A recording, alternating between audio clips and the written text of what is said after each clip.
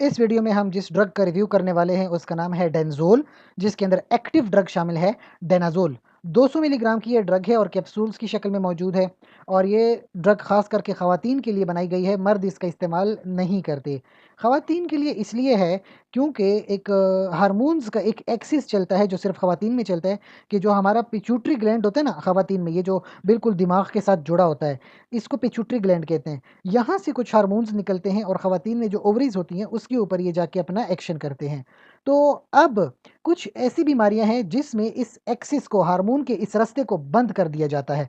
तो डेनाज़ोल वो मेडिसिन है जो इस ख़वातीन के इस पिट्यूटरी ओवेरियन एक्सिस को बंद करवा देता है। क्यों बंद करवा देता है? ऐसी कौन-सी बीमारियाँ हैं उनका मैं ज़िक्र करूँ कि जहाँ पे आपको ये करना पड़ता है। जैसे कि ख़वातीन की एक बीमारी है एंडोमेट्रियोसिस।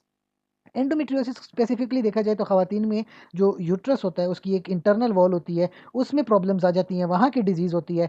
तो उसमें फिर ये मेडिसिन इस्तेमाल होती है डेनाज़ोल। तकरीबन 200 मिलीग्राम से 400 मिलीग्राम तक की डोज़ आप ले सकते हो। आपकी इसकी मुख्तलिफ डोज़ेज़ कैप्सूल में 50 मिलीग्राम भी आती है, 100 मिलीग्राम भी आती है और 200 मिलीग्राम भी आती है।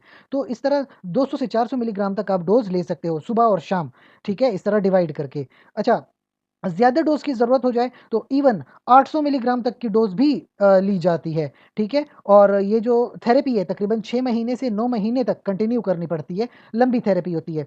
एक और बीमारी बताऊँ, फाइब्रोसिस्टिक ब्रेस्ट डिज़ीज़, ठीक है? एक सिस्ट बन जाता है, फाइब्रोसिस्टिक ख़वातीन में ब्रेस्ट डिज़ीज़ हो जाती है, उसमें भी 100 मिलीग्राम से 400 मिलीग्राम तक की डोज़ ली जा सकती है, 3 से 6 महीने तक ये डोज़ जाती है और इस तरह डिवाइड करके आधी सुबह में, आधी शाम में ली जाती है। तो स्पेसिफ़िकली देखा जाए डेनाज़ोल ख़वातीन की प्रॉब्लम्स के लिए बनाई गई है। अच्छा, अब कुछ बातें आपने याद रखनी है। सबसे पहले तो प्रेगनेंसी के दौरान ये मेडिसिन नहीं इस्तेमाल करते, ये बात बिल्कुल क्लियर है। प्रेगनेंसी में यूज़ नहीं करेंगे। दूसरी बात, अगर ब्रेस्ट फीडिंग कर रहे हो, बच्चे को दूध पिला रही हैं, तब भी इस मेडिसिन का इस्तेमाल नहीं करेंगे। इसके अलावा अगर आपकी बॉडी से कहीं ब्लीडिंग हो रही है, तो ब्लीडिंग में भी मेडिसिन का इस्तेमाल नहीं करेंगे।